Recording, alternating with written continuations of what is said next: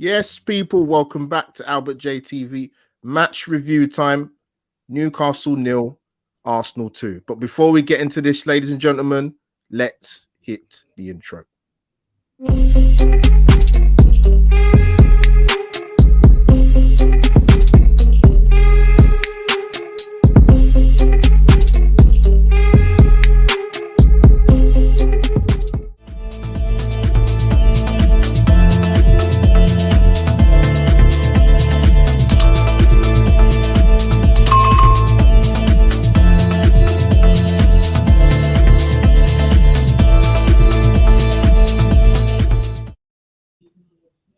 Yes, people, as I said, welcome back to Albert JTV for another live stream match review.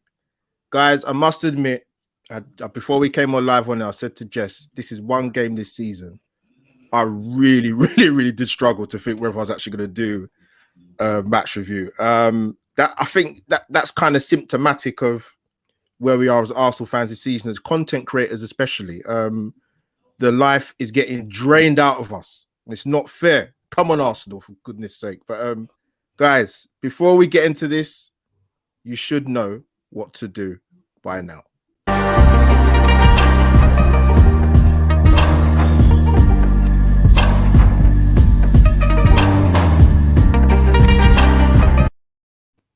And there you have it again, once again, people. Yes, smash that like button straight away, please. Hit that notification bell, like I say. This will be put on my IGTV. Maybe not, if not tonight, maybe tomorrow, depending. And of course, audio listeners, when you do listen to this, Spotify and Anchor. As I say, I've been told I have a podcast voice, but we'll see. As guys, you can see, I have a special guest with me to chew the fat over today's game and to present with me on my channel.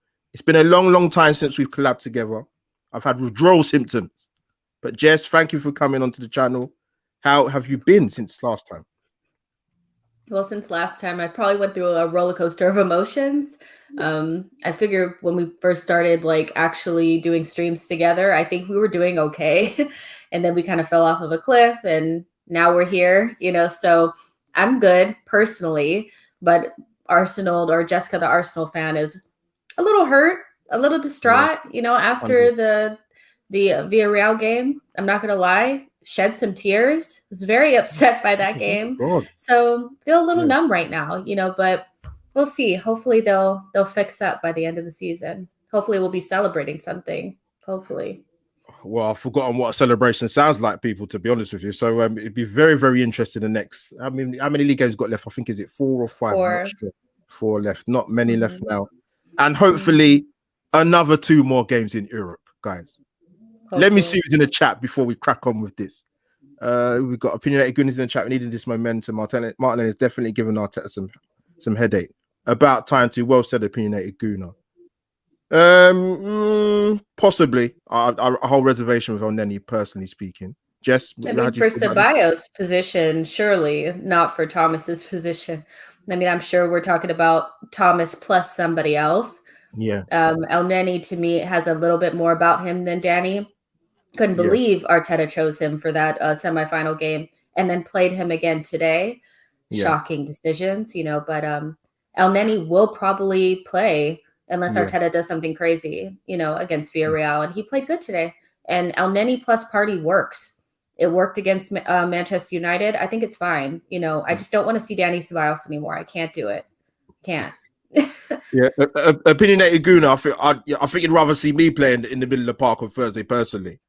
But that's not going to happen. But guys, Jess, we're going to ramble on for a little bit. We're going to be joined by some guests at some points during the live stream, however long it may be. But I won't keep you too long. But yeah, Jess, I'm sort of to quickly ask you. I'm going to sort of word it a bit differently, really, how I normally would from my normal match reviews. What was your general thoughts, sort of leading up to the game, probably a day before, a couple of days before, and even today? What was your general thoughts about today's game, personally speaking? I think it took me a minute to get interested in the game, to be honest. I was kind of feeling like, does this really matter? Do I even want to really watch? Of course I'm going to watch, but I'm mad at my team. So I thought that, but then I'm thinking before the second leg of the Slavia Prague game, we played against Sheffield and we got the win, a decisive win. And I think that was important for our confidence going into the second leg against Slavia Prague. So we need that type of momentum and a little bit of a confidence boost. So I think it was the right time to play against a team that we knew we could beat and that would allow us to have the ball, because I feel like Villarreal is going to give us the ball. If we know Emery well, he's going to be pragmatic and sit back. So if they do give us the ball, this was a really good scrimmage, a practice run to get confident and score goals. They need that. I don't know if that's going to change the result, but we needed that. If we needed anything, that's what we needed. So going up to the game, I wasn't quite sure if I really cared, but the team needed that to get over that inconsistency and that yucky feeling after the first leg. So it kind of is what it is. We'll see if it makes any difference. I'm not sure, but I hope it does. I really, really do. I mean, Newcastle is horrendous, but it's not like Villarreal is that great either, so hopefully it helps. We got some, minutes in the legs for good, some players that we need. Aubameyang, Odegaard. It's unfortunate about Luis, because I'm sure he would have played. Gabriel played, so we're going to get some of our important players back, but you could see in those first couple minutes what Luis really gives us that Rob Holding doesn't. And I'm almost mad that we're not going to have it, because Rob Holding to me hasn't been great, but that's just me. Yeah, you see with the Villarreal thing, and I said this, I think I was on the same one Arsenal when I said it on the eve of the game. I hear a lot about how Villarreal are not a good side. I wasn't bowled over what I saw on Thursday, but the problem is people in the chat and Jess and people who watch this on catch up and listen on the audio, we're not a very good side. So we both sets of teams have individual players that can win you a game at any given time, but we're not a good side. I mean, just sort of touch on today's game. What's the time now? 8 changes. I mean, I must admit, as much as Arteta is a very difficult man to predict, I mean, I didn't expect 8 changes, if I'm honest. The only guys that started from Thursday were Odegaard, Xhaka, and Ceballos. Would you expect him that many changes? I was hoping for that many changes. I didn't expect it because he's just been that kind of guy that still plays Saka and ESR when we don't need them, but continues to play them in the league, even though those games don't matter. I'm so glad that Saka got a rest. ESR got, Thomas almost got out without having to play any minutes.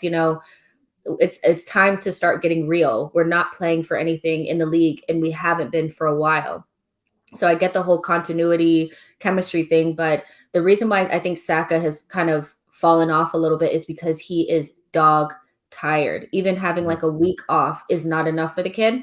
No. So I think it's good that we had the changes that we had. We needed them. We got the people that needed to get some minutes in their legs out there, and some of our key players didn't play at all. It's really a shame for Tierney and Lacazette that we're not going to have them because they couldn't get fit. They can't get fit in time, but we're just going to have to do with what we got, and I think Villarreal is, I'm not saying that they're like a horrendous team or anything like that. They just didn't show me anything special. I think our ceiling is much higher than Villarreal's, but our floor is also way lower than theirs too. We can look like a top 4 team 1 minute and like a mid-table team the next, so we see that more often than not. So I think if we play to our best, we're way better than Villarreal, but can we get our best out there? I'm not sure, especially not with some of our better players like Tierney and Luis and Lacazette out. I think even, I'll be honest with you, even with a full strength Arsenal side, our home form is diabolical. It's not good at all, actually, in the league and in sort of the Europa League. It's been awful, and that's even with some of the players playing in their correct positions. But yeah, sort of touch on today's game. Like I said, I even struggled to do the review, so you can imagine how I felt watching the game. Newcastle didn't worry me, and I don't mean that in a disrespectful way, because I've seen them play this season, and I've got to be honest, I've always said, if there's one set of fans I feel sorry for, other than Arsenal fans, it's them. It's the Newcastle fans. I mean, they didn't threaten us. They didn't press us. We started actually well for once. Apparently, they've only scored 12 goals, Newcastle, in the first half in games this season. 12. Wow. They've only scored about 36 goals. So I think they scored the same amount of goals as they've conceded.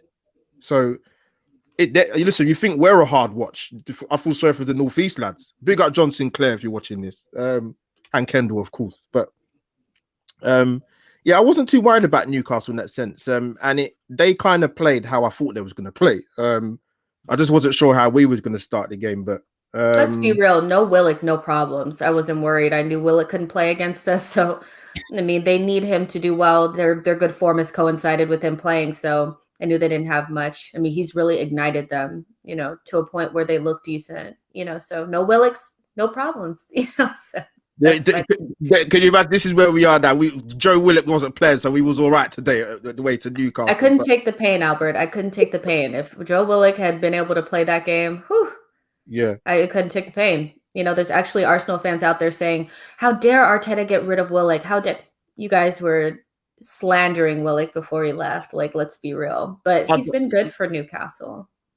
You know what? We probably might touch on the fan base possibly a little bit. I might bring it up and then just bring you in. Just you can just go free run. But no, but I don't understand the fan base. There's quite a few things actually this week I didn't understand what's going on in some of the in the frame of mind. But it's just takeover bids, certain players out on loan who we didn't really kind of think there was any good before. So very, very strange. But that's the life of an Arsenal fan, yeah.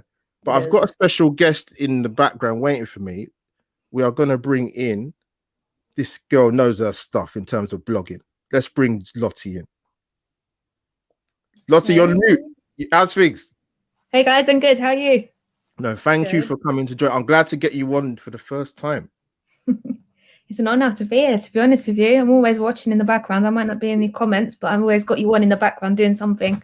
No, Lottie, I appreciate your support since the time we've been speaking. We've had many conversations about football and life in general, to be honest with you. Definitely. But, I appreciate you. I appreciate your support and more than very kind words. But yeah, I was saying to Jess before we went live on air, because I want to sort of ask you the same question, really, because I was struggling even to do a match review tonight, if I'm being honest with you. I contemplated it. I had the draft message ready to send to Jess. I wasn't sure. I thought about it and I came back 10 minutes later and then I sent it. But sort of what were your sort of thoughts going into this game? Or was it more a case of get this game out of the way? We've got bigger fish to fry on Thursday. Yeah, no, it was definitely that. I've really struggled to get psyched for this game. But I wanted the 3 points either way. Yeah. I think I was on Twitter and I must have said, am I excited for this game? No. But do I want those points? Yes, I do. I don't want to be finishing lower in 10th this season. I just can't take it. I wouldn't be able to take it. No. I was also wanted to ask you. I said to Jess, I said Newcastle. I mean, outside of Arsenal, they're a hard team to watch about play. I've seen a few games their seasons. I feel for their fans, but when sort of looking at the first half, Arsenal for once in the season were on the front foot, which isn't particularly very difficult against Newcastle. But what was the performance what you expected? And we had 8 changes for the game today from last week. So what was your sort of thoughts? Well, first of all, I wasn't too happy about that idiot in the middle alongside El Nene. I'm not impressed. Right. I don't want to see him again. I'm wash my hands with him. You can stay just for clarity, we're talking about Tobias, aren't we? Sorry. Yeah, sorry. For clarity, that's Tobias you're talking about. Yep.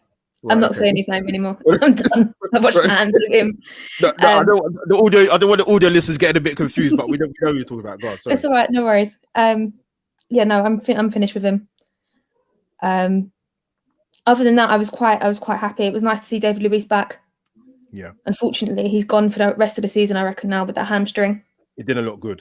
It didn't look good. And I think a player of his age, he won't be coming back for the rest of the season. I can't see it happening. But it was nice to see Aubameyang back as well. I was quite pleased to see him, but I didn't expect him to play 75 minutes. I was expecting a little bit less. You know what? I think with him and particularly with Aubameyang and Ødegaard, which just touched on, I think it's important those two especially got the minutes they did. Obviously, Aubameyang come back from malaria. Ødegaard, you could see, I don't know. You guys might agree, disagree. I'm going to bring Jess in again.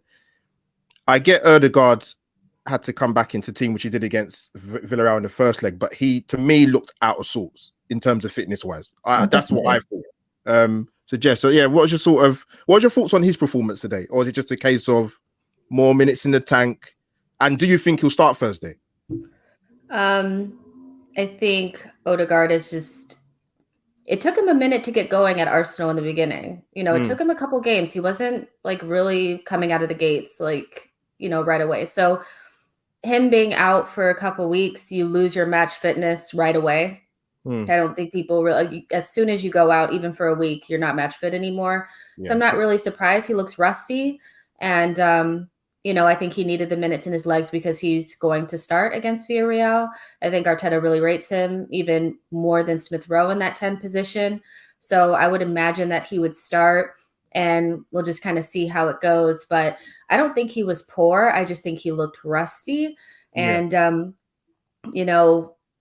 we just have to hope that he plays well, because he plays well with Aubameyang, and I think Aubameyang will start. So the two of them need to kind of link up and get things going for us to score goals. So I'm not too worried about him. It's just kind of like, what does this mean for us trying to acquire him long-term? He's been out. He's been okay. I think he's a great player, but I don't know. They're saying 50 million. Is it worth it? I'm not sure from what I've seen. So I'm looking to see if he can impose himself in this last, Villarreal game, hopefully in the final two. And that would be what I would make. Like, that's how I'd make my decision whether or not we should keep him long-term, because anybody can play good against Sheffield and Newcastle and these guys. We need you to help us win semifinals. Like, that's it, for 50 million, so we'll see how it goes. But I imagine him and Aubameyang are going to start against Villarreal. You know what? Just, I would agree with you, obviously, about Aubameyang. The only reason why I'm not sure about Odegaard starting Thursday is because Mikel Arteta doesn't give us any confidence in who he's going to pick week in, week out. I generally could be, you could see anything on Thursday. So Willian, essentially, because he played, he played on the right, just easing him back on into the team, play him in the 10 role. Nightmares. Definitely. I mean, you're right about that you can never really guess, because Arteta will play a false nine for the first time with Smith Rowe as false nine in a really important game. So you don't know. But I have this feeling that it's Odegaard, because when Odegaard is fit, he plays. Arteta really, really likes him, so we'll see. Yeah, good point, Jess. Lottie, I want to ask you, how can I put this? So, do you think Arsenal, we have a discipline issue? Do we have ill discipline issue at the club? The reason why I ask you that is because we've got, 9 red cards in 18 months under Arteta. I actually thought Xhaka was very lucky to be sent off today. He was mad. He had 2 bad challenges, elbows to the face, that I'm thinking, like, are you crazy? This is Granit Xhaka doing this. Yeah. Yeah, you're like you say. Yeah, do you think there's an ill discipline problem? And also, was you surprised to see Xhaka again playing at left back, because especially after what happened on Thursday?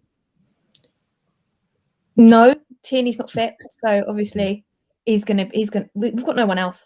Personally, I'd rather get Lopez up from the kids and get him in there. I think he's going to be a definite, really good talent eventually. In terms of discipline, I think some of the senior players don't take any notice of Arteta. Half the time, you can just look back at Lacazette's interview on the West Ham game. Oh, we didn't listen. Terrible. Why would you say that? Yeah. Why would you say that? I mean, you can see with the younger ones coming through, like Martinelli, ESR, Turney, Saka, they've got that discipline there. But some of them just don't keep their heads. Jack is the prime example. He has improved so much this season, but he's still making those stupid tackles like he did today. And elbows and everything. He's a box-to-box midfielder. He's not a defensive midfielder. And when he's playing in Germany, that's how we played. Sorry, Lottie, to cut in. Sorry. Can I ask you would you say, if we probably know what Mikel Arteta is going to do, but I'm sort of asking you the question in terms of what you would do. Would you be even remotely tempted? Because you've got to remember, Bellerin's not injured. Mm-hmm. Cedric's not injured. Saka could play left back. Mm-hmm. If you really wanted to. Would you be tempted to play Saka left back come Thursday, or would you put Cedric in there? Cedric all day. Yeah, Cedric I agree. all day. I can't disagree. He's only played there like 3 times. He's had 2 good games and 1 bad. I'd put him there. I think Saka's more important up the front. Seems like Cedric's out of favor now. He can't even get a look in, even in the Premier League. It's like some players just get iced out. And then so now if we ever wanted to use him, you couldn't bring him back in. You couldn't because you haven't nurtured it. Arteta's very like cut off. Like you can't even play anymore. He made a mistake in the Slavia Prague game. I get that. But so did Danny Ceballos, and he played again. Like not even the red card I'm talking about. Yes, let me bring you on. Sorry, Jess, let me bring you in on this one because it's a good point. And I can't believe Steve Bruce. Steve Bruce must have watched our game on Thursday night. As a football viewer, what I'm going to bring this comment up. Opinionated Goon. I'm surprised Newcastle didn't use Alan St. Maximin to pressure Xhaka. Steve Bruce got it all wrong. Spot on. Well, he had pretty much a free role. The man was just, it seemed like St. Maximin was just there to get the ball and be their outlet because he's the only one that can retain the ball for them. Yeah. So I saw him popping up on the left and on the right. It didn't really seem like there was a cohesive game plan from them. From what Kendall said, is that's the worst game that they've played all season. So if that's any indication that whatever game plan that they had didn't come off, and even if he did sit on Xhaka, I understand that, you know, we anticipate that he's going to get, you know, exposed or whatever. I'd actually say just go on Bellerin's side. I think Bellerin is more of a red flag to me one-on-one defender than Xhaka. I think Xhaka knows how to use his positional. He's going to get beat for pace, but he doesn't allow you to because he uses his body and his positioning. Bellerin jumps out of his pocket and into the offense early and gets beat in behind. So actually, if St. Maximin had just stayed on Bellerin's side, he probably could add some joy. I think Bellerin he can't play on Thursday, and I don't care if I see him. I'll be shocked if he plays. I'll be shocked. Kid is not good, you know. So, but that's just my ideas on it. Yeah, no, I listen. People know my views. You see my content about Bellerin and the likes of Xhaka, and I like to think. Let me get this into people in the chat before, and people watch this, they might lose their heads. So I like to give footballing reasons why I think these guys possibly might not be good enough. But I want to ask you two something because this has driven me mad all season. One thing I notice with football, right?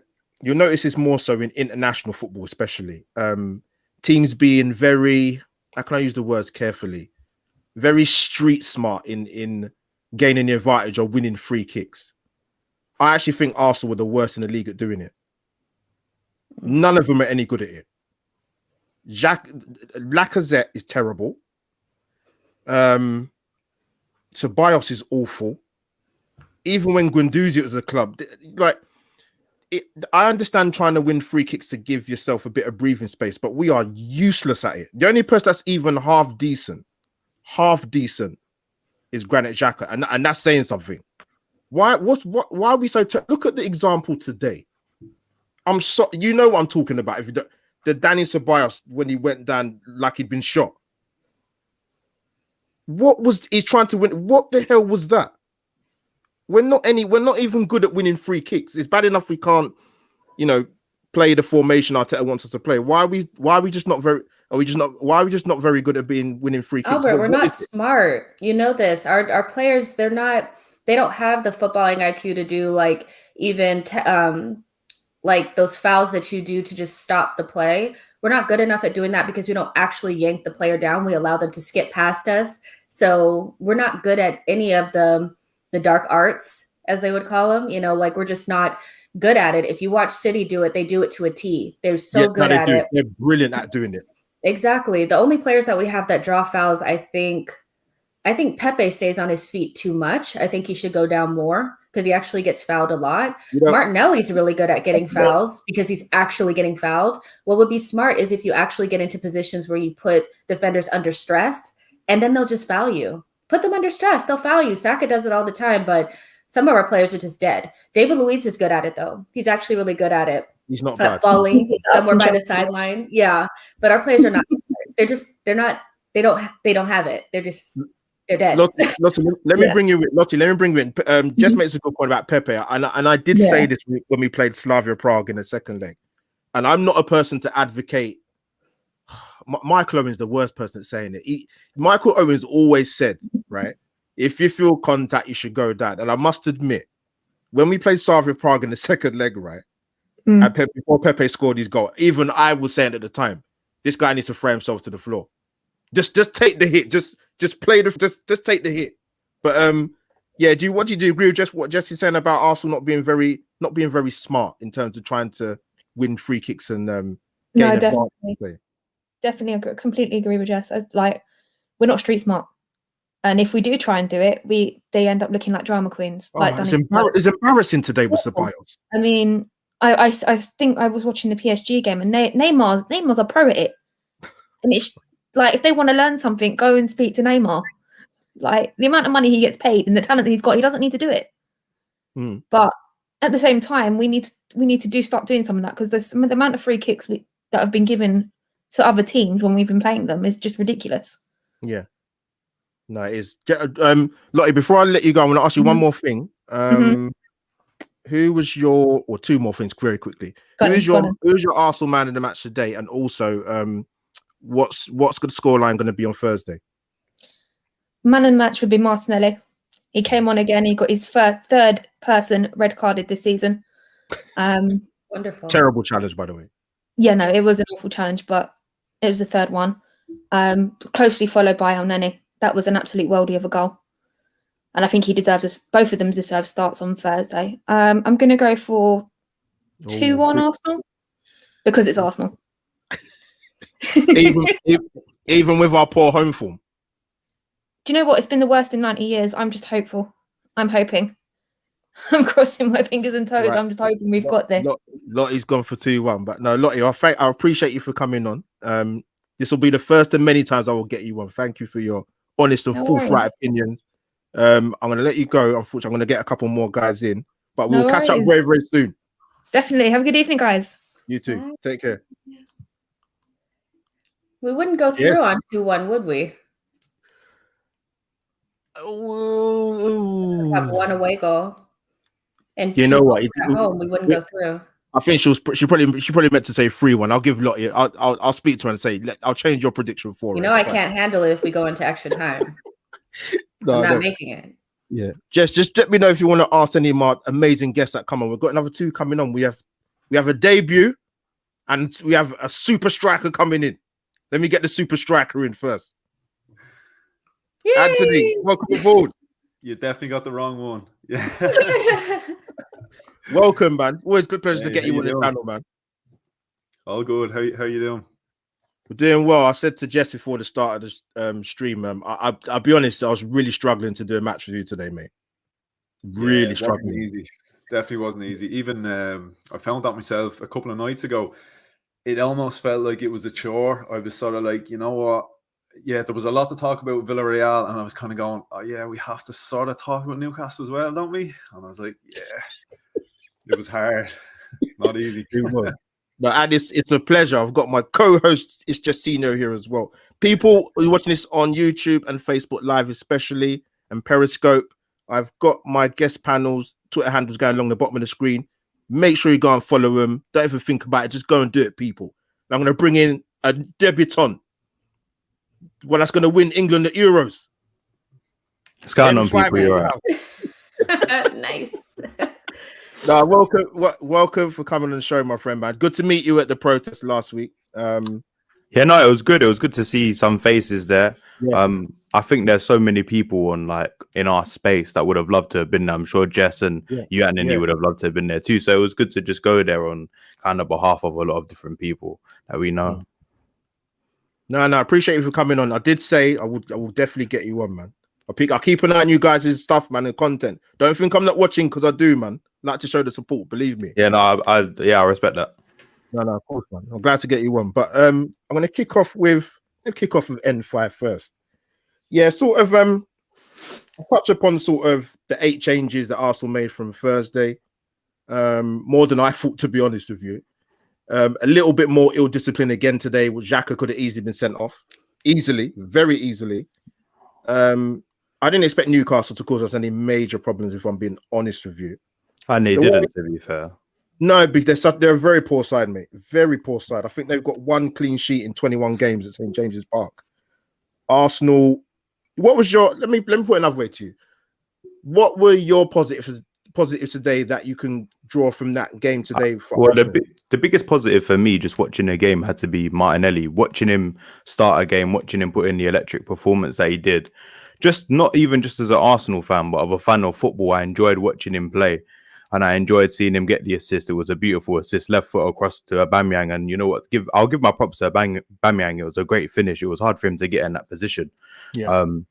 I think that's my biggest positive of the game. If I'm looking at the way we actually played football, it's not to my taste. In the way that we're progressing the ball, it's not kind of the Arsenal that I was used to seeing or watching, or many of us used to be watching. Even in the latter years of some of Wenger's years, the football, in my opinion, is a lot worse. However, we got the result today. That's a massive positive, the 3 points. And I think the result gives us a little bit of confidence going into Thursday, because if we're being honest, Thursday is what matters. This is what our season is now relying on, is winning the Europa League. No, 100%. I want to sort of try and N5. And I'm going to sort of come to you quickly, mate. Sort of the same question. What was your sort of positives, and obviously your thoughts also on another key injury? It's a centre-back pairing I would have liked to have seen come Thursday, if I'm being honest, out of all the centre-backs in this club. So what's your thoughts about today's game, mate? Any positives for you, and who do you expect to be the centre-back pairing on Thursday? I think basically everything today was a positive, aside from the injuries. I think David Luiz was looking like a major positive up until he got injured. And I think we kind of saw what we were missing with David Luiz not being in the side. Like, he's so good at bringing the ball out, playing the ball out over the top, and like, his range of passing is so underappreciated. I know Gabriel is quite good at it, but you know, if you could have a centre-back pairing of David Luiz and Gabriel, and they're both able to spray the ball out from the back, you know, that's huge. And I remember saying this a long time ago about, you know, how underappreciated David Luiz is in terms of Arsenal's build-up play, you know, and it was crazy. Massive. You know, people didn't quite realise, like, one of our best assets in going forward and starting an attack was our centre half, which sounded crazy, but you could see today, you could see how important he is to that. So that's a massive blow, because I know not everybody likes David Luiz, and I think he's unfortunate, because for me this season he's been one of our more consistent defenders. I think he's just, unfortunately, that reputation is going to stay with him. He's been our best centre half, mate, personally. 100%. So look, he was looking like a positive. Look, I think there's a lot of positives. Look, Matt Ryan got another run out. Didn't have an awful lot to do, but we kept a clean sheet. We got to see, I guess, Granit Xhaka. Look, we know he's going to play left back, so maybe it's a bit of a confidence booster for him that he got through that game a little bit untried and untested. El Neni came in, he got a goal. I presume El Neni's going to partner Thomas Partey. Even Dani Ceballos, I'm at the stage. I agree with Jess. I don't want to see Dani Ceballos again, but at the same time, these games in the league don't really matter. If you have to play him in these games. You know, don't play him in a game that has any importance. And could have played Aziz instead. Not sure why he had to play at all. True. I think, did Aziz play in the youth team the other night though? I think. I would take a broke down Aziz before I take some back in my team. That guy, I don't know why we didn't leave him in Spain. Why did we leave him in Spain? Oh my goodness. You know what's mad? You know what's mad? I'm gonna come back to N5. You know what's crazy about the Ceballos thing, right? And you guys remember this. Like, I remember when he came the first season, he had the one game against Burnley. And I've got to be honest, right? I remember that game. I was a little bit embarrassed the way that Arsenal fans were behaving after that game. Because I'll tell you why. No, I'll tell you why. And you're probably I'll be surprised if you disagree with me, because we'd only seen this guy play one game and sign him up, slap down the 60 mil. I'm like, oh my God, seriously, let this guy have a season in England, not after one game at the Emirates against a side that play one-dimensional football. Yeah. Fast Robert, forward 18 months later. This is happening with Odegaard as well. Yeah. This is happening with Odegaard. Like, what did he play? Maybe 4 or 5 games was on everybody's like, yeah, spend the 50 million on him. Like, it's No, I wouldn't pay that for him anyway. No chance. No. I've been saying, look, Odegaard, no matter how he does between now and the end of the season, get him on loan again next season. You know, it's not enough to judge, not for that kind of a price tag. Like, if you're talking 40, 50 million, you need more than 6 months for me. He's a little soft for the Prem too. I'm looking at him and I'm like, are you going to be able to withstand, you know, all they have to do is put a body on you and you're finished. You know, I don't really think Odegaard has the right body style either. I think Emile Smith-Rowe will grow into his body and be a little bit more able to handle the challenges. So I'm not really sure if I would spend 50 million on somebody who you blow on him and he just falls off the ball. I like Odegaard, but I think some players are just more suitable for leagues that are not as physical. And the Premier League is one of the most physical leagues. So if he doesn't have he would have to have such a good performance in the semifinal / the final to make me think 50 million would make sense, when you could probably spend the same amount and get Buendia or somebody like that who we know can play in the Premier League. Like, I'm having apprehensions now. I'm looking at him like, are you going to make it? Are you going to make it? Like, he's weak. Especially firstly, I just wanted to touch on when you were talking about David Luiz being a pivotal part of our season.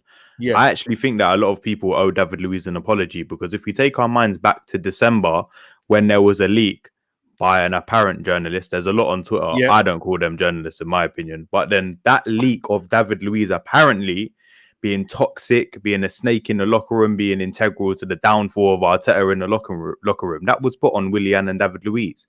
But as we have seen since then, my educated guess would be that is obviously not the case, and it was a leak that was misinformed or purposely put out to stir some sort of drama or reaction from people on Twitter, and it did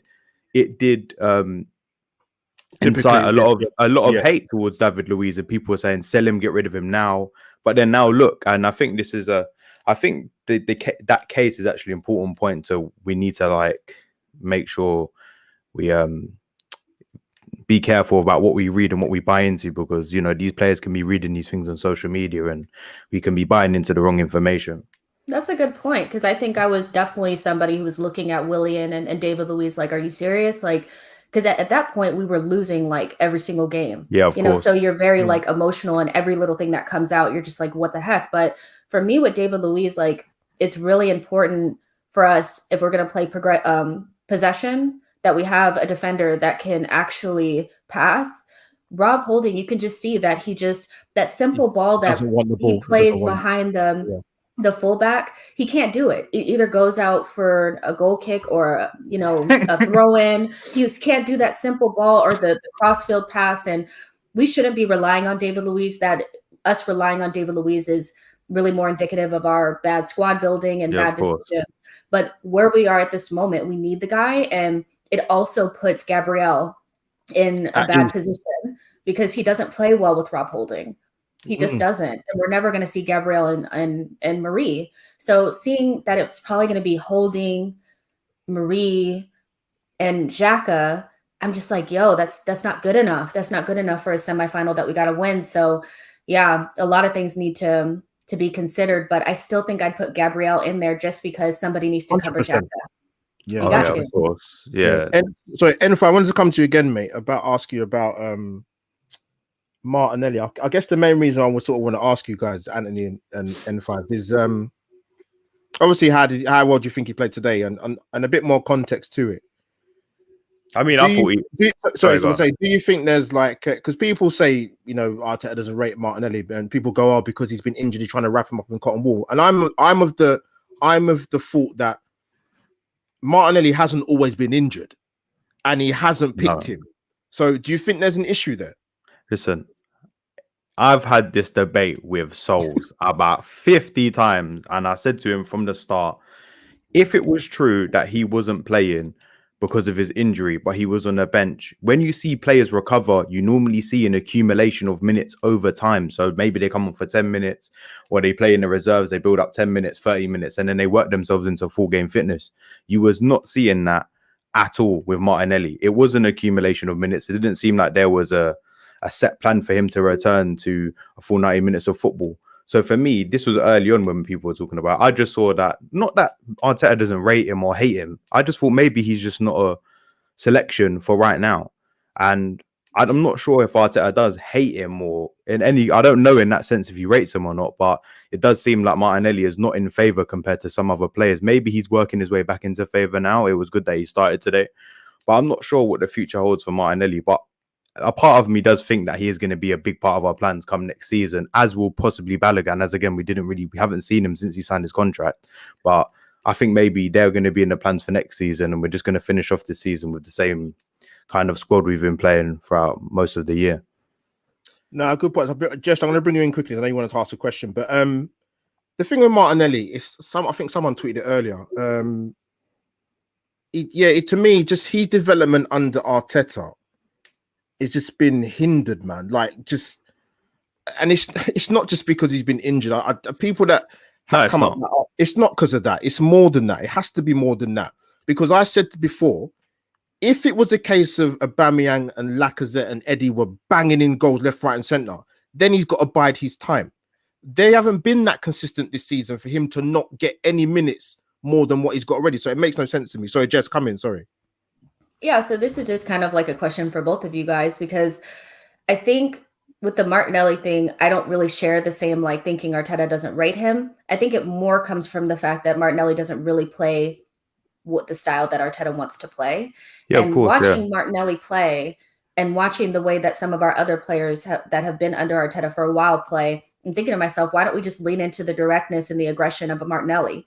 If we just did things simple, like even with Willian was never a 10. He was always a push it past you and run type of winger, cross the ball into the 6 and you tap it in. What kind of striker is Aubameyang?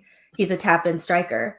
Do you guys think that Arteta just is trying to play a way that this team cannot play and should just lean into more of what our best players, how they play? If you put Saka and Emile Smith-Rowe, Martinelli, Aubameyang out there on the field and just get good crosses in and let them tap it in, don't you think it'd be a little bit easier for us to score goals?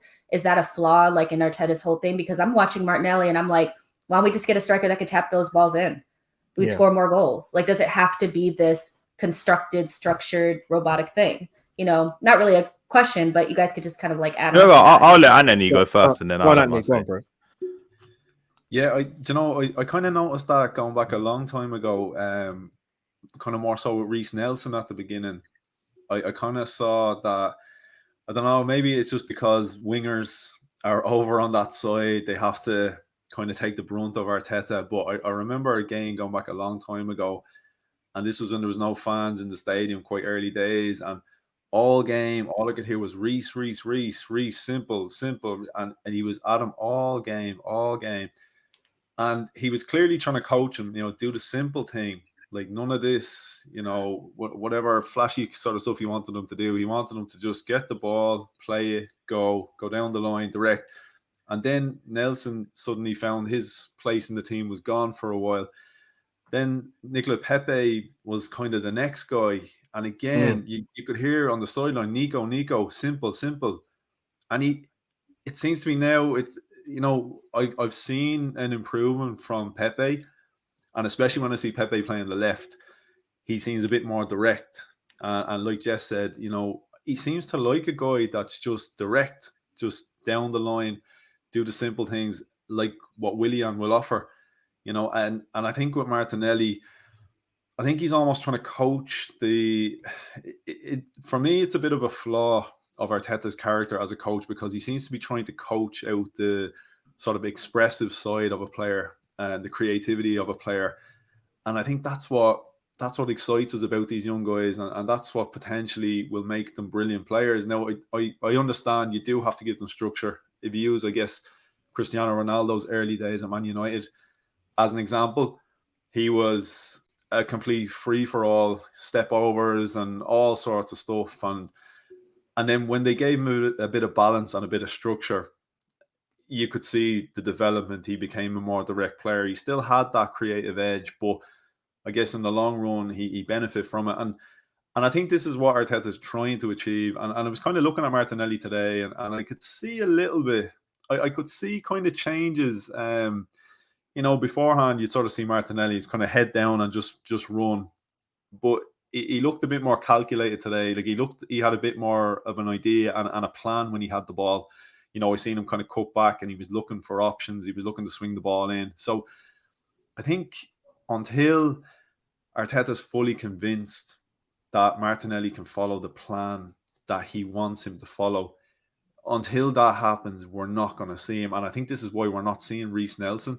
I think Reece Nelson is kind of showing he can't stick to the plan. I think this is why it's taken so long for Pepe, for it to click with Pepe. He's a bit too structured. And I think it's hard for us to adjust as well, because we're used to sort of Arsene Once Wenger you get past the halfway line, do your thing. Yeah. Exactly. Like Willian, he loves that. Get by the halfway line, get the ball and play it back, you know. And look, the Arsene Wenger days that I grew up with, it was all about expression of players, and it's hard for us to get the grips with, you know, like a guy like Alexis Sanchez wouldn't survive in a team. I was just about to say that name. Like I was thinking about that right now. So I don't know.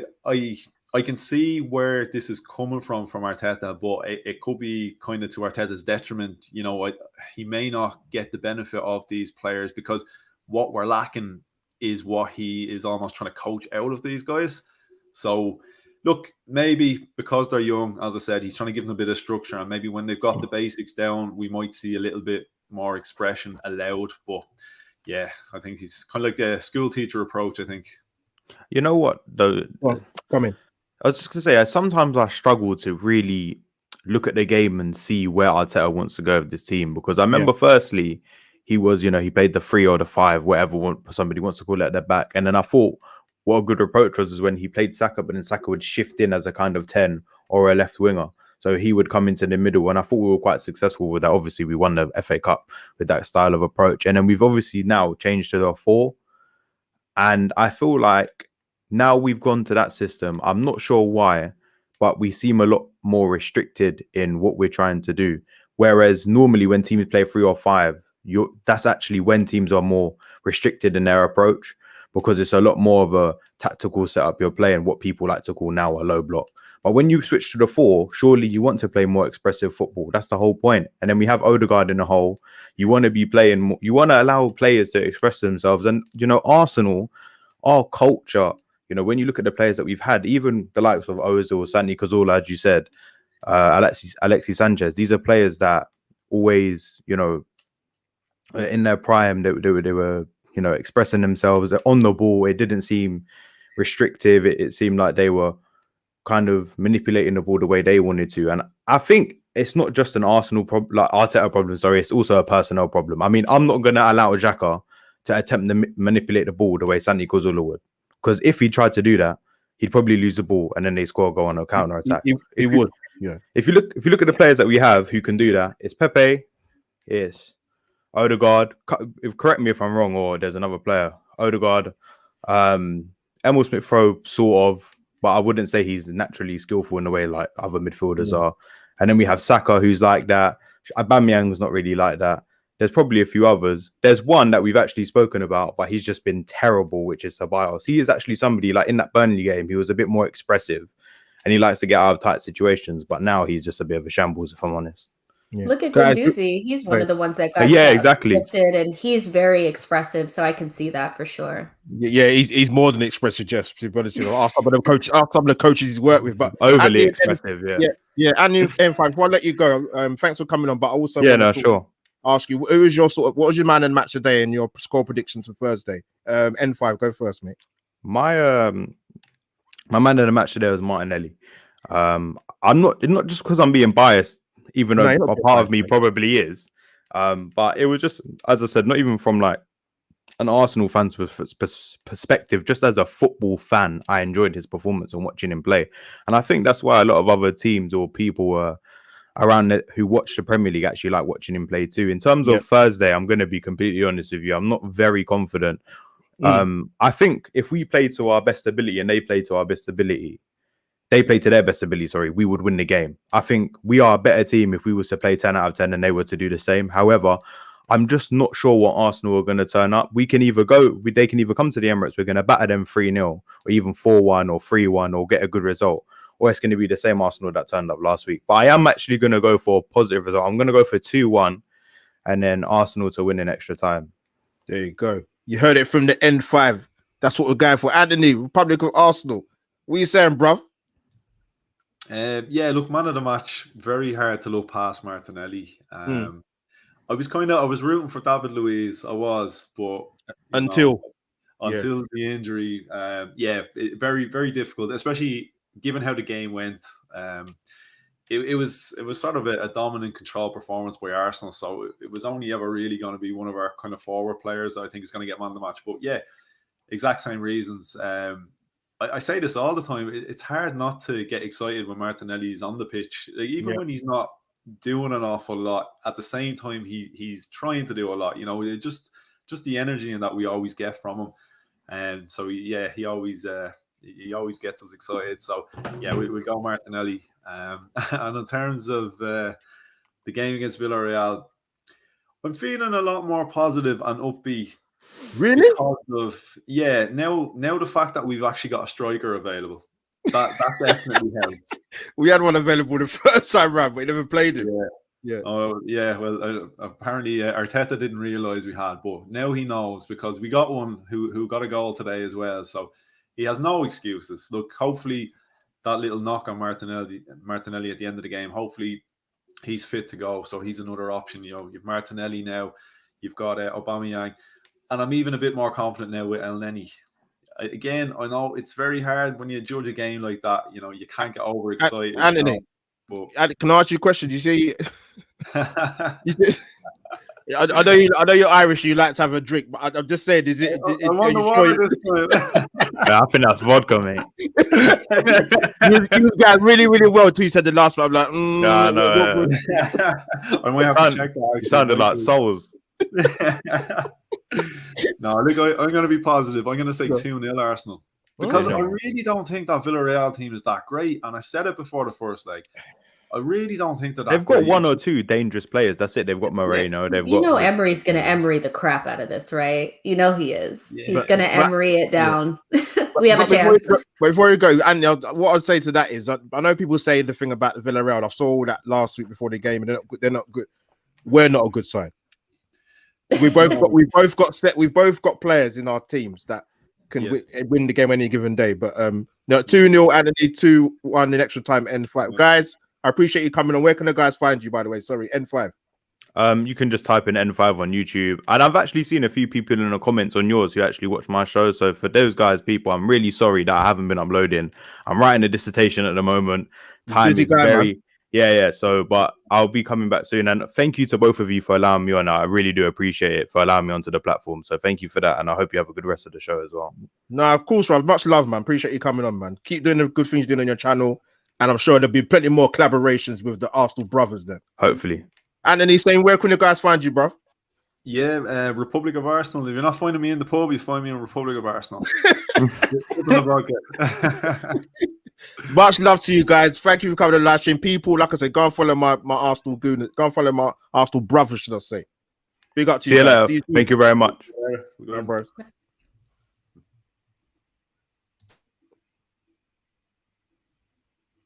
There you go. We've got one more person to come in, Jess, for our finale for the show.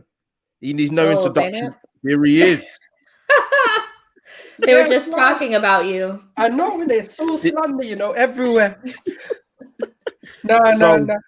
Pleasure to get you. Thank you for agreeing to come on firstly, and always a pleasure to get you on my channel and return the favor when I can. So I want to sort of get your feelings about today's game, but I'm going to do it a bit differently actually, because when I was on Jess's channel the other day, yourself and Igal and a few others that came on, I want to ask you your thoughts on Arteta, and I'll give you a bit of context before I ask you to give what your views are.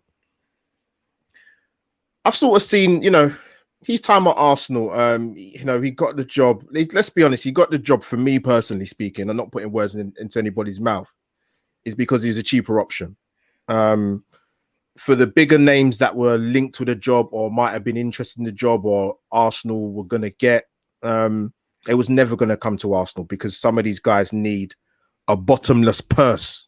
With Arteta, basically what I want to say is, you've seen my content. Right, and I've never really kind of been. It's not for me. It's not really so much about Arteta in and out, because the issues at this football club systemically for 10, 15 years, maybe even more, have been rife for us as Arsenal fans to see. Recruitment, money spent, no money spent, the way we try to get players, the money we get for the players, so many different things. And I say to the people that are sort of there's some very, very, very pro Arteta Arsenal fans. For whatever reason it is, I generally actually don't really know, if I'm being honest with you. Taking everything into consideration, COVID, lockdown, people spending money, can't spend money, whatever the reasons. What convince me, souls, right? And people in the chat, people are going to be watching this on replay, Jess as well. Why should Arteta be afforded the grace that a lot of managers in his position, not even necessarily at a big club, my friend, mid-table, why should he be afforded more time than anybody else with what you've seen this season with Arsenal? I don't think anyone deserves more time, but I think the reason, like, and even with Emery, actually wasn't even Emery out. The thing is, right, I do think Arteta's trying to get this team competitive again. I think he's trying to instill, and the problem at Arsenal is way too big just to give someone a season or two. We're not going to see anything, and I mean any sort of progression for another maybe 2 or 3 seasons. And the problem is, right, we can keep chopping and changing managers. I'll explain my thought process to why I haven't been slandering the manager, certain players, etc. Is because what I do is I look at the players. Are they good enough to be better than 10th? Yes. Is the manager really doing enough? It's a 50-50. He's done some things right. He's done some things wrong. He's made mistakes, which was obviously going to happen. But is he ultimately the one to blame? No. So then you move on. Then you go to the hierarchy of Vinay, Per Mertesacker, and Edu. You've got your technical director. You've got Vinay, who's a CEO. And then you've got Per Mertesacker, who's the head of youth development, or whatever the title is. But his job is to get youth players into the first team. Per Mertesacker is doing a brilliant job. He's instilled a lot of youth players from the academy into the first team, and then actually doing it at the right time. We've looked at Smith Rowe, Saka coming in. Obviously, we've had other players in the past coming in as well. Obviously, Balogun coming through, and Nketiah, whether you like him or not, he's obviously come through the youth ranks, and that's obviously why I can't blame Per Mertesacker. So he, for me, is fine. Then you look at the likes of Edu. Has Edu done enough to really warrant his job? Probably not. Vinay, I actually don't know what his role at this job in this club is. I actually don't understand what he does. I know someone's going to explain it to me, but I just don't see what he's done. Edu, yeah, he's good with the South American connection, like in terms of your Brazilians or potentially your Argentine players and stuff like that, but he needs someone else with more of a European connection, maybe like an Overmars coming in. And that way we've got 2 major continents of young, talented scouting ability players and having those connections.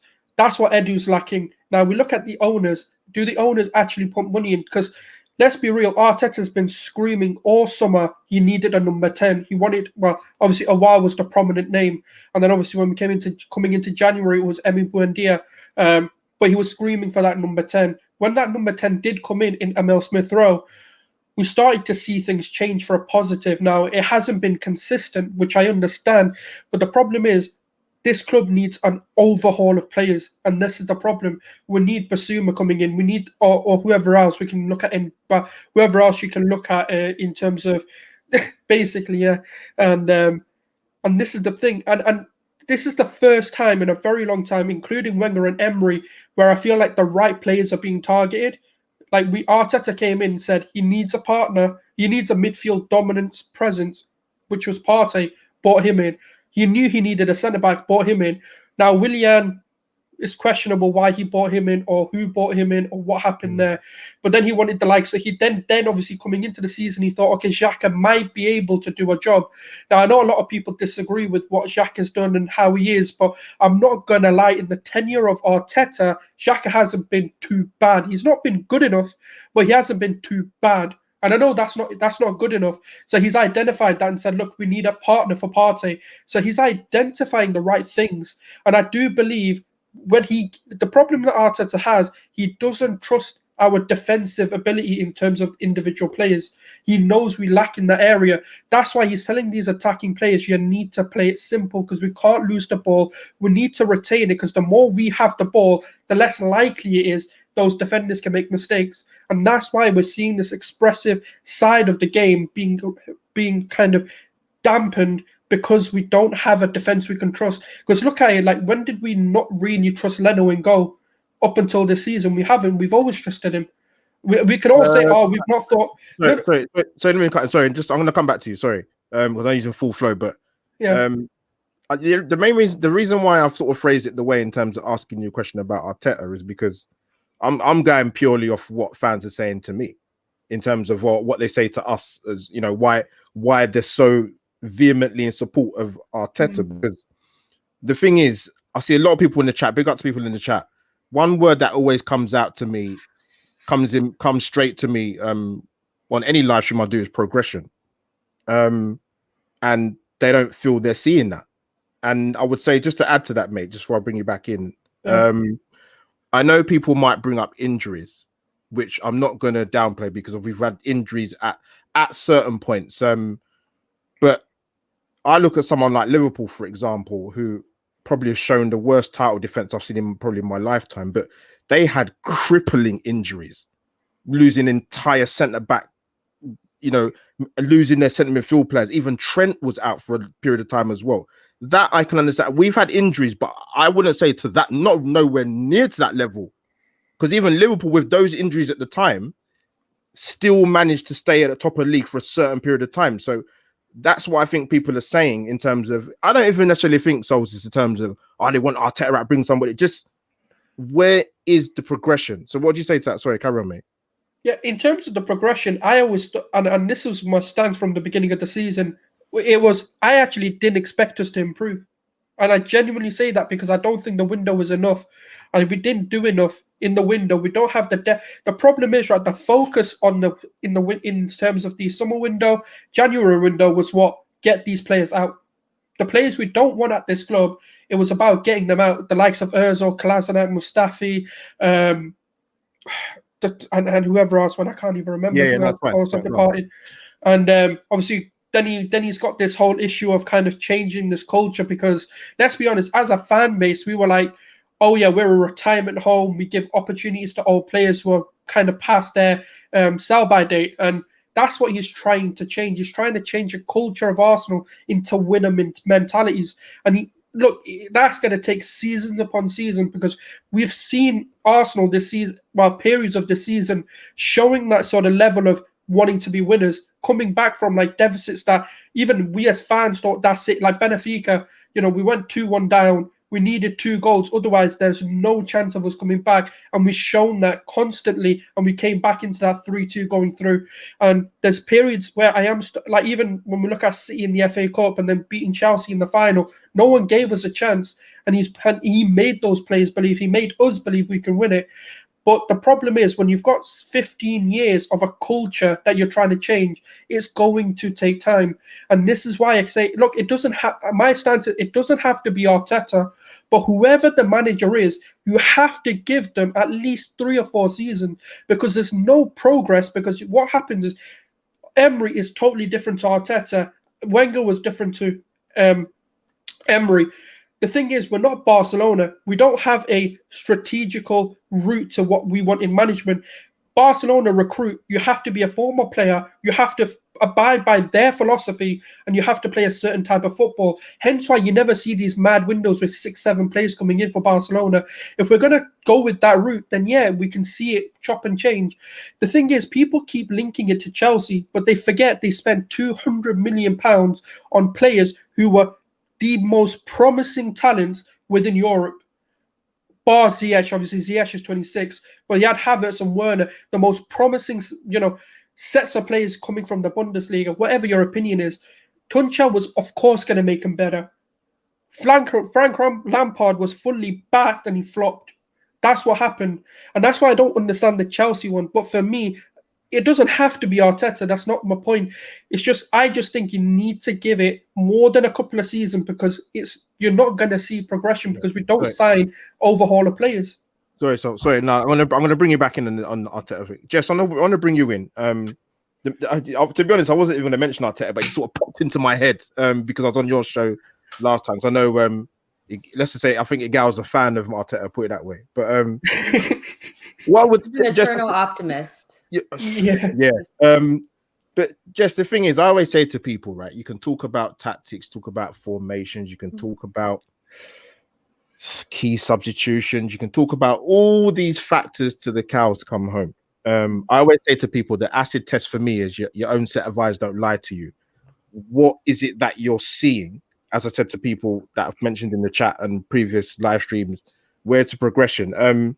For example, just before I bring you in, I know people make reference to the FA Cup win last season.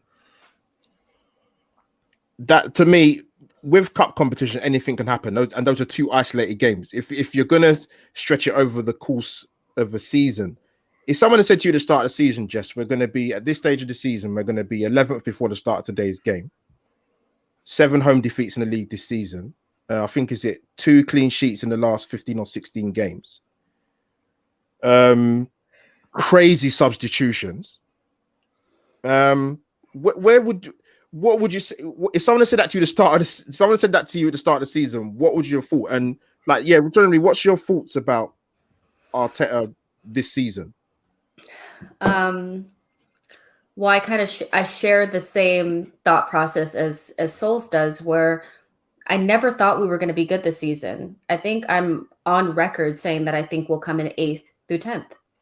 That transfer window wasn't nearly enough to do anything. People forget it's not just about what we do, it's about what the people around us do as well. And the game is not played on paper. And our team is very unbalanced.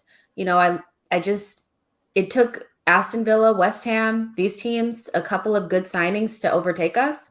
We were slipping way before, we've gotten to this place. We're basically just seeing what happens when Aubameyang doesn't score goals. We would have been here a lot sooner if he had stopped scoring goals maybe 2 or 3 seasons before. We're not a very good team. We're mid-table, and we have been for a while, in my opinion. I just don't think we're that good. And then other teams have sped up and caught up to us. With Arteta, I think he's a good coach. I think he has good ideas. And he spent a lot of last season just kind of taping things together and just trying to figure out what he could do to get us over the line. And he was able to win the FA Cup playing a system that he clearly doesn't want to play now this season. Our players are more suited to being the underdog, being the team that doesn't have the ball. And he's trying to get them to play a system where they have the ball and they're not comfortable. So that's where the inconsistencies come in. I think if Arteta had enough time, maybe I would believe that enough time and resources that he could get to the point where he could play the way he wants to play.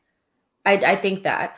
But there's a difference between being a new manager that needs time at Brighton than a new manager that needs time at Arsenal. There's no time for an Arsenal manager to be sitting in 10th and then next season maybe be 7th, next season maybe be 5th, because it's going to take a lot of money and time and patience and a lot of good decisions to get this done. So for me with Arteta, I would like him to get more time, but it's also about, are the Cronkies, is the management going to come and give him the money necessary for him to complete this project? I'm not sure.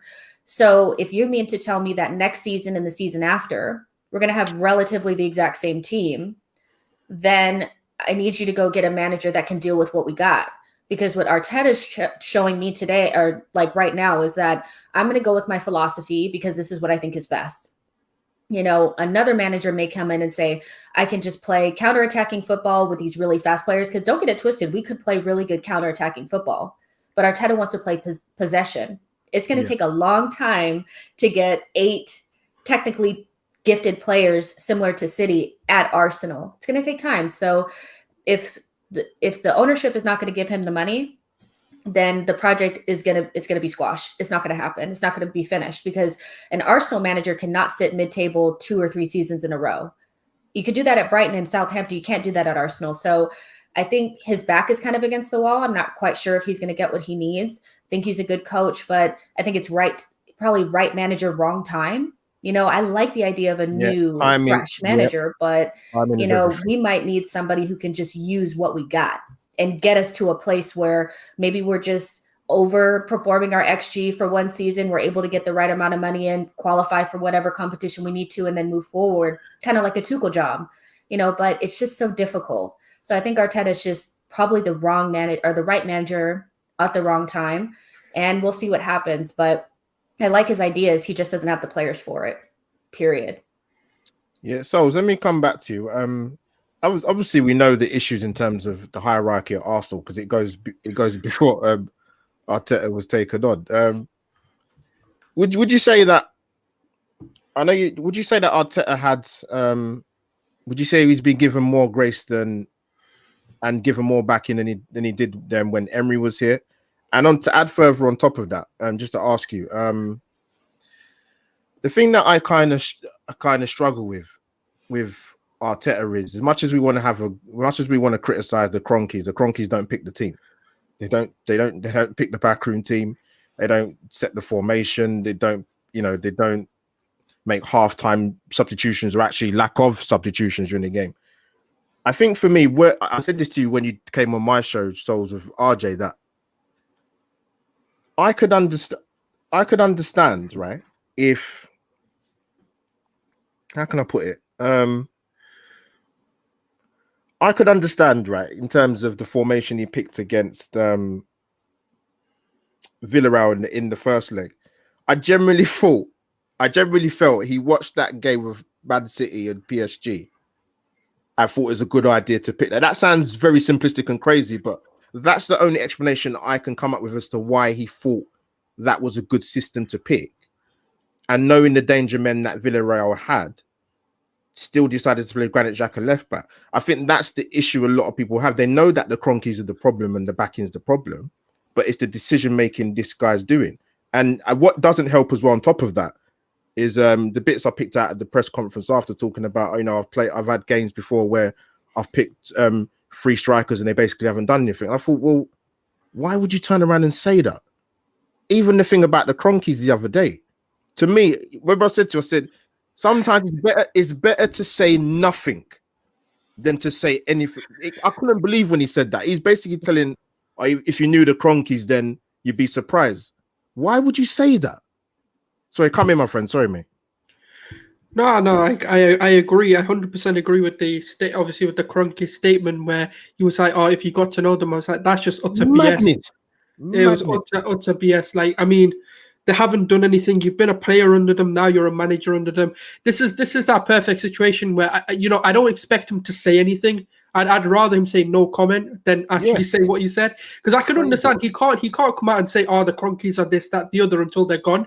Maybe then he can come out and actually, but you should have just said no comment. I can't comment on that. I just want to talk about the football or whatever, and quite kind of swerve the conversation in a different direction. Because look, I can't expect him to come out, especially not to his employers anyway. That's just, you're getting sacked if you say that. But yeah, in terms of like the substitutions and the mad kind of decision making that he has, it is a really tough one, because I don't know whether he trusts certain players yet or not, or whether he thinks certain players can't play the way he wants them to play. And I know that sounds like and even with the Villarreal one, I think the perfect way to put it right now, I try and watch games again and again and again just to find out what am I now seeing. I think Pepe is just naturally drifting to the left-hand side. And I'm not saying that he's not following instructions or he's not following, what Arteta's saying, but because he's so comfortable, and with Smith Rowe and Odegaard, they're so comfortable being in the middle that naturally the team just forms that way. And I don't think the intention was to have Smith Rowe and Odegaard in the middle. I do genuinely believe the intention was for Pepe to go in the middle and for Smith Rowe to go out on the left. But because of how they've been playing and how they naturally have played for Arsenal, Smith Rowe and Odegaard are middlemen. They play in the middle, and you can even see it. They were really, really close to each other. Even if one of them was meant to be a false 9, why was one of them in a number 10? They were both in number 10 positions majority of that sort of game when they played. Pepe was just constantly going on to the left, maybe because he's getting man marked, so he's trying to find space, and that space, I've even said in my pre-match, was you're going to find more space in the wings than you are going to do down the middle. And I think that's sort of one thing that Pepe may need to learn, is how to get the ball where there's no space with him. And it was a bizarre decision. He should have changed something at halftime. He should have tried to make something different, because what I thought he could have done is this, right? He could have said to Saka, right, you come in to the left back position after the first goal went in from that Chikwueze and Manu Sugueros, and put a Xhaka into that midfield just to control it a bit more. And we could have had the three, Partey, Ceballos, and Xhaka, and then overload that midfield rather than the wider position, because we don't need as much on the wider areas. But it is getting a bit mind-boggling. But you know, one thing I am going to say, he's going to do it on Thursday, and he's going to make that team. He's going to make the right decisions on Thursday, in my opinion. He didn't have a striker he could truly go to, and the reason why Martinelli for me doesn't start, and I've said this, and I said this on Anthony's channel earlier. If you look at Martinelli today, and you look at him, let's say before his injury, this Martinelli looks a lot better, in my opinion. And I'll tell you why, because he's more disciplined. He's more, he seems to have a purpose when he gets the ball. He doesn't seem to just be running with the ball, running riots, because there's a time and a place for running a riot, and when there is a time to be a bit disciplined and be a bit more tactically aware. One thing that I've seen today as well was Martinelli doesn't press like a headless chicken. Like, he doesn't just press anyone. He presses the man he needs to press, and he's becoming a bit more tactically aware, more disciplined with this game. And that's why today especially the transition was a lot better. It was still sloppy, but it was a lot better than what we've seen a lot of this season, because everyone was doing their job. Martinelli sometimes just gets a bit too excited. Yeah.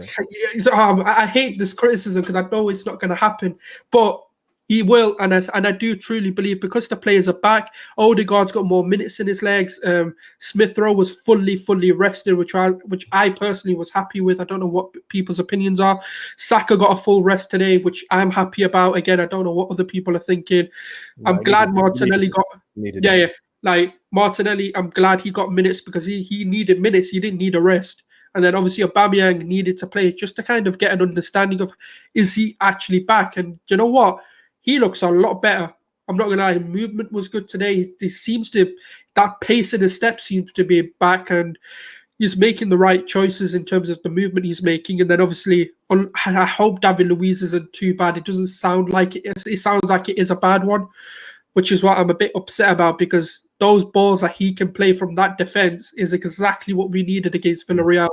So there are promising signs, and I do think every stupid decision he made on Thursday, the coming Thursday, he's going to rectify all of it.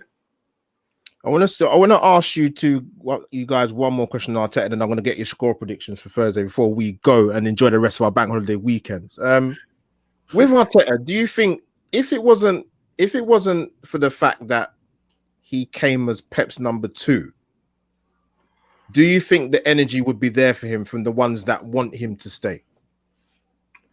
But that's with a lot of people. Like Ten Hag was Pep's number 2, Luis Enrique's Pep's number 2. There's a lot of great managers in modern day football, even today, actively playing, who are some of the best. And guess what? They were Pep's number 2. It's not about, for me, it's not about Pep's number 2. It's about what can you do on the pitch. My main thing, is the reason why I phrased it that way is because if he'd have been a number 2 at a club for an experienced manager who, I don't know, a Roy Hodgson, for example, would some of the Arsenal fan base still have the level of same energy why he should be in the job? That's what I mean. Do you think that's the reason? Because I think it's part of the reason. Yeah. I do think 100%, but I'll tell you why I don't really believe that, but the reason why I also have that sort of, not mindset, but I kind of understand it, is because Pep has produced a lot of good managers, whereas with other managers, I'm still trying to figure out who have they produced in terms of being even semi-successful, and not many of them have. So that's why I do think that's why they're giving him the time, because even when you look at Ten Hag's Ajax, it took him a few seasons. Even Luis Enrique, it took him a season before he actually won the treble with them. So I do think, given the time, but it's more for me, if you're going to hire a Pep 2, you need to give them the resources because Pep gets backed everywhere he goes. Yes, he strategically chooses the clubs he goes to. I understand that. Yeah. But the number one thing he'll always make sure is he's going to be backed, whether it's with 100 million or whatever it is. But we see it every summer. He goes, I need a centre-back. Here you go, 80 million pounds or whatever. Yeah, I'm not saying Arteta needs that, but Arteta does need a little bit more backing, or especially if you're just going to go directly from an assistant manager into a management role, you do need to either back the philosophy or the system they're wanting to play, or you just simply don't hire a number 2. So before I come to Jess, so I was going to say to that, would you still give the backing to Arteta even with what you've seen this season, or would you give the backing to somebody else to come in and have the backing, if that makes sense? Yes or no? I mean, from the managers that I wanted, they've all signed contract extension. So I'll just give it to Arteta, to be honest, because there isn't really anyone available that I would personally feel comfortable giving a backing. There's always somebody available, my friend. Yeah, but I want Ten Hag or Nagelsmann, but they're both gone. I don't really want anyone else. So you would give Arteta the backing, irrespective of Thursday? Yeah, because I do believe from what I can, from what I gather he wants to do, and when he's had I know this is going to sound mad, but when he's had a full fit squad from what we've seen, I do think he knows what he wants to do. He just doesn't have the players for it. So I can only judge it once he's back. Yeah. Is that a yes? Yes. Yes. Let me come to you for the final word on Arteta, because we've chewed the fat over this for quite a while, but it's good. It's good. So you basically want to know if I'd give him the money and keep him?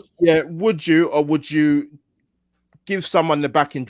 Would it be somebody else other than Arteta, or what would you give it to Arteta, even with what you've seen this season, irrespective of what happens on Thursday? We're in bed with Arteta at this point. I just don't see a way out. Like I get that there's always somebody available, but is that person going to be what we need or the right fit? You know, do we trust that Edu and the Kroenkes are going to be able to hire a better manager? Probably not. You know, so it's not so much that I feel like Arteta should get off. You know, if we could hire any manager in the world, of course I'd sack Arteta, because we need something different. We would need to move forward, especially if he loses in the Europa League. But because I feel like we're in bed with him, and I don't really see how Edu and the Kroenkes would be able to figure out who the right person is. They hired Emery, they hired Raul, they hired Arteta. I don't trust them to hire the right person. You know, so I think you give it to Arteta and give him at least the 2 transfer windows, because that's what every single manager should at least get if don't have you in the relegation zone. But because I think that's just where Arsenal is right now. I think we have to kind of give it to him and see what he does. But my whole thing is, regardless to what you get, even if you don't get every single player that you want, that doesn't mean you continue to play in a way that he has to give. I think my thing with Arteta is he needs to compromise. He has to try to play it his way, but also implement some little changes to get the best out of players that can't play that way, because you're going to have some of these players. And I think that he could do a little bit more, but he's so uncompromising that he has so many players underperforming and have inconsistencies because they're being asked to do things that they just can't do. So if he could just learn that, be a little bit more flexible, be okay with bringing Saliba back, maybe, you know, like we'll see. But I think we're in bed with him, and I think he's going to be here next season regardless, you know, so he's going to get the money. Who knows how much that's going to be, but he'll get it, you know, so we'll see. Oh, good. Right. Okay. Good answers, guys. Good. Can you guys still hear me? Yeah. Mm-hmm. Good. No. Okay. No. But yeah. So score predictions. Souls, what's happening Thursday, man? Tell me. What's your thoughts, mate? All I'm gonna say, and if Anthony's listening, this one goes out to you, Captain Fantastic. Obama Blood Clot Young, is gonna score a hat trick, put us through to that Europa League final. And Manchester United, listen up, we're coming for you. Aubameyang's gonna tear this down. Oh. I'm telling you, bro. I'm telling you, this is going to be a 3-1. We're going through. We're going to meet Man United. They can't score against us. We'll dominate them in the final, and we'll win that Europa League. So if that doesn't happen, you know what I want you to do? I don't. You're going to clip this and laugh. No, I'm not going to clip anything. I don't want you to do another live. I don't want you to do another live stream into the Euros. No, trust me, Aubameyang, Captain Fantastic, the man on my back right now, This shirt's gone viral, by the way, because of the protests and everything. Aubameyang's on the back of my shirt. Aubameyang is back. You know what? He didn't get treated for malaria. He got treated for another thing yet to sort his brain out and just tell him to focus on his football. Forget the dreads. Forget Travis Scott for a minute and just focus on the football. You can drop your mixtape when Daniel Ike comes in and takes over for Spotify. You'll get a free push advertising right to the top charts. They'll put you there and your mixtape. Just focus on the football. Get us at Europa League. Well, Souls is as you heard it, guys. Souls is going for Arsenal 3-1. Just to finish off, guys. Before I get your score prediction, guys. Big up to the guys in chat. It's been very, very lively. As I said, smash that like button if you haven't already. Subscribe to the channel and follow my esteemed guests and follow their channel as well. Jess, final word to you. Score prediction for Thursday, please. I'm not that confident. And I don't want to be negative, but I'm not confident. Go with your gut, Pete. Go with your gut, Jess. Go with your gut. My gut feeling is that 1-1, you know. I think, I don't know. I don't see it. I don't feel it in my gut. You don't sound confident, I must admit. I'm not, but that's because I was on such a low that I can't really bounce right back, so, but hey, I want to be wrong. I really, really do. I want to be wrong. I'm not sitting here like, oh, I want us to lose because I want to be right. Like, no, I'd rather be super wrong. But I'm feeling like a weird 1-1. Like they'll get some dodgy goal and we'll try to get back, but we just won't have enough, so we'll see. Ooh. So, yeah, I mean, what? So I'm going to go for, to wrap it up, I think we will sneak it actually. So I think we'll do it in extra time. There won't be penalties. We're doing extra time. I can't say a score. I haven't got a clue, but I think we'll do it in extra time. That's what I think. So guys, there you have it. Match review is over and done. Loads of things to talk about. We've spoken about. Great guests, Lottie, Souls, Anthony, N5. Big up to all you guys coming on the channel. Obviously, my fantastic co-host, my sister from the States. We managed to collab again after such a long time. We give the people what they want. But big up to the guys in the chat. Very lively indeed. So yeah, guys, Souls, where can the guys find you, my friend? Give your channel a plug. Yeah, it's Guna Souls on YouTube, and on Twitter is @Let'sDebateFooty. Pretty much the optimistic Arsenal fan. You know what? You're not. Trust me, I see more optimistic than you, mate. Believe you'll be surprised. But Jess, take us out. Where can the guys find you in your fantastic work? And massive plaudits to you, doing big things recently. Amazing work. Well, thank you. Let's see, It's Just Edio on Twitter. And then if you go into the YouTube search bar and put in She Knows Arsenal, I will pop up. Also on the Terrace every once in a while, and Arsenal Vision, pre-match live stream. So on Thursday, I'll be on Arsenal Vision with Elliot and the guys. So that's where you can find me, here, there, and everywhere. So guys, there you have it. If you've got diaries, calendars, whatever you've got on your phone or proper diary, A4, put it in there, people. Yes. Yeah, Jess has a problem with me saying diaries for some reason. Because I see like a girl with her little diary, like, dear diary, John looked at me at my locker today. Lily asked me to prom. That's a diary. But massive respect to my panel. Of course, as you have it, the host, Albert JTV. Twitter handle @AUMO57. If you haven't subscribed already, then you should know what to do.